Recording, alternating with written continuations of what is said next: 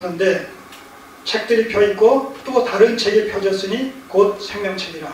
여기서 두 종류의 책을 보게 되는 것이죠. 책들과 또 다른 책들 곧 생명책. 죽은 자들이 자기 행위를 따라 책들에 기록된 대로, 죽은 자들이 자기 행위를 따라서 책들에 기록된 대로 심판을 받는단 말이죠.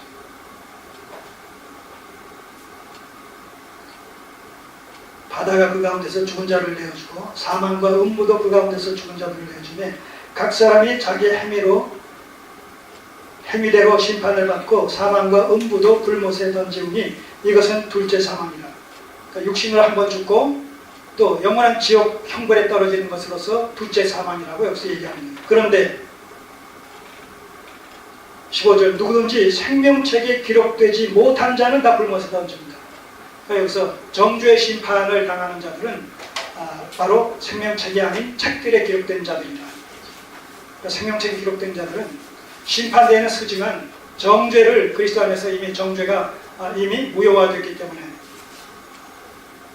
정죄 심판을 더 이상 받지 않고 일사부재리 원칙에 의해서 말하자면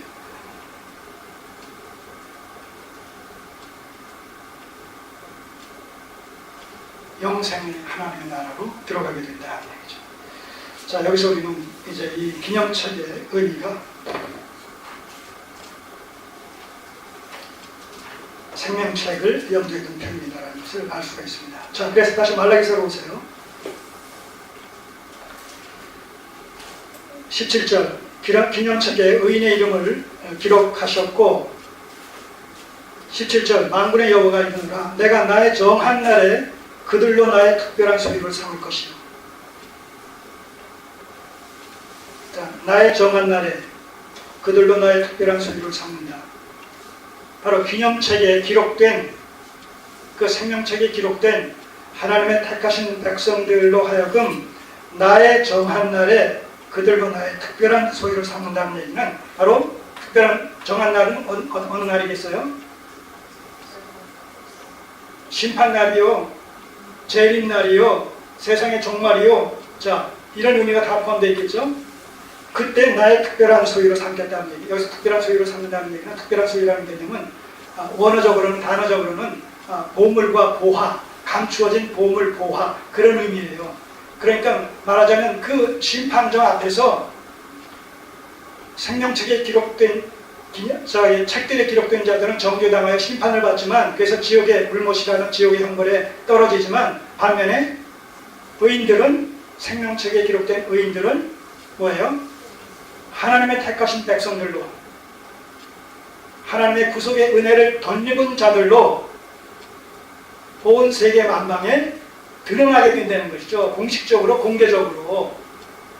그동안 생명책에 농명된 자들이 이 세상 가운데서 드러났어요? 드러나지 않았어요? 감추어져 있다가 이제 그날에 모든 것이 백일하에 다 드러나게 된다는 것이죠. 누가 의인이고 누가 악인이고 누가 영벌에 처해질 것이고 누가 영생에 처해질 것인가 하나님 나라에 들어갈 것인가 이게 그때 다 드러나게 된다는 거예요.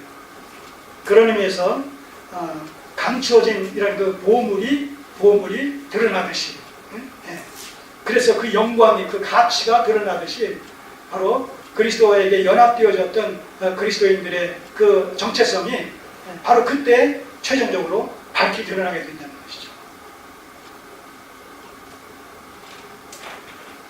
멋지지 않습니까? 여러분 한번 생각해 보세요. 그때 그 광경을 한번 이렇게 묵상해 보세요. 어떻게 될 것인가. 현실 속에서 다 감춰져 있잖아요. 누가 누구인지도 모르잖아요. 참과 거짓 자체도 하나님 믿는 자들 중에서도 참과 거짓이 있을 텐데 그것조차도 그저 다 묻혀서 다 그냥 참인 것으로 그렇게 여겨지면서 우리가 이 땅에서는 신앙생활을 하고 있지 않습니까? 기독교인이라는 그 어떤 이름 하에. 근데 그날에 가서는 다 백일하에 드러난다는 거예요.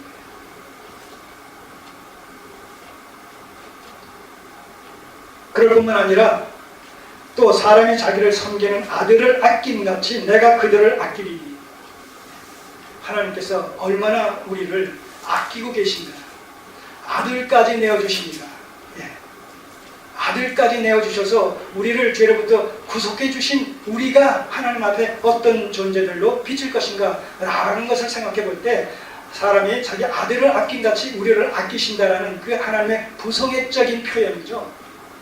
부성애적인 사랑의 손길이 우리를 잘 어루만지고 계시다. 우리를 감싸고 계시고 우리를 안고 계시고 우리와 함께 동행하고 계시다라는 이런 하나님의 부성애적인 사랑을 여기서 우리가 충분히 발견하게 되는 것이죠.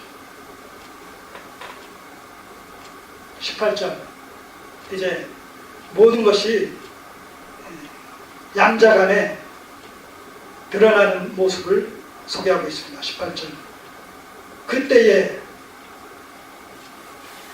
그러니까 정한 날에 최종적인 심판의 때가 왔을 때 거기서 모든 것이 백일하에 드러나게 되어지는 그런 상황 속에서 그때 너희가 돌아와서 의인과 악인이며 하나님을 섬기는 자와 섬기지 아니하는 자를 분별하리라. 여기서 너희는 누구겠어요? 너희가 돌아와서 의인과 악인이며 하나님을 섬기는 자와 섬기지 아니하는 자가 분별하리라. 자를 분별하리라. 여기서 분별하는 자는 악과 선이 이렇게 극명하게 나뉘어지는 것을 보게 될 것이다. 깨닫게 될 것이다. 그런 의미입니다. 그럼 얘가 너희라는 대명사가 누구를 가리키는 것이겠어요? 네? 너희가 돌아와서 의인과 악인의 구분을 하나님을 섬기는 자와 섬기지 아니하는 자의 구분을 비로소 목도하게 될 것이다. 그런 의미에서 너희는 악인을 이해하는 것이죠.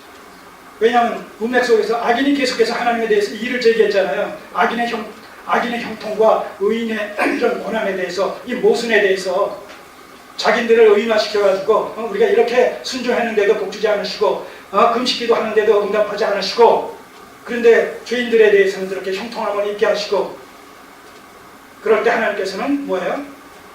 정한 날이 오게 되면 악인과 의인이 나뉘어진다는 것이죠. 하나님을 섬기는 자와 섬기지 않던 자가 갈라진다는 것이죠. 이것을 너희가 그때 보게 될 것이다. 깨닫게 될 것이다. 누구에게 한 말이겠어요? 불신자들에게, 악인들에게. 그러나 그때는 이미 뭐예요? 돌아서기에는 늦었다는 것이죠. 돌아서기에는 늦었다는 것이죠. 때문에 오늘 우리가 살아있을 때에, 살아있는 동안에 내일은 우리 시간이 아니라는 거예요. 내일은 우리의 기회가 아니라는 것이죠. 오늘 살아있는 이 시간이 내게 주어진 시간이고 이 시간이 오늘 나에게 주어진 기회라는 것이죠. 오늘이 가기 전에, 이 순간이 떠나기 전에 하나님 앞에서 분명한 태도를 밝히라는 거예요. 어느 편에 설 것인가? 어느 편에 설 것인가? 나와 내 집은 오직 여호와만 섬기겠다. 누가 고백했어요? 여호수아입니다. 너희가 언제까지 하나님과 바알 그 두 사이에서 머뭇거리겠느냐? 누가 누구를 책망한 거예요? 엘리야가 아합 시대에 이스라엘 백성들을 책망하면서 던진 선지자적 표현 아니겠습니까? 오늘 우리에게 동일한 음성이 주어집니다. 세상과 하나님 사이에서 멍거리지 마자. 둘 중에 한 편을 택하자는 겁니다. 그렇다고 해서 현실 도피자가 되자는 얘기 아니에요. 분명한 가치관, 목표의식을 그의 나라와 그의 의를 추구하는 그 분명한 천상지향적인 가치관을 바르게 정립해서 모든 삶을 거기에 종속시키자는 겁니다. 우선순위를 분명히 하자는 겁니다. 자, 이 심판에서 심판을 받느냐 받지 않느냐의 기준이 무엇이겠습니까? 네? 심판을 받느냐 받지 않느냐의 기준, 예수 그리스도에 대한 신앙 고백의 여부죠. 예수 그리스도에 대한 신앙 고백의 여부, 예수 그리스도를 나의 주 나의 하나님으로 고백하느냐 고백하지 않느냐. 하나님의 세상에 처럼 살아가서 독생자를 주셨으니 이는 누구든지 저를 믿는 자마다 멸망치 않고 영생을 얻게 하려 하십니다. 영접하는 자, 곧 그 이름을 믿는 자들에게는 하나님의 자녀가 되는 권세를 주셨습니다.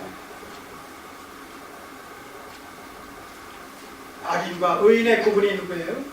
악인과 의인을 구분하는 기준 예수 그리스도.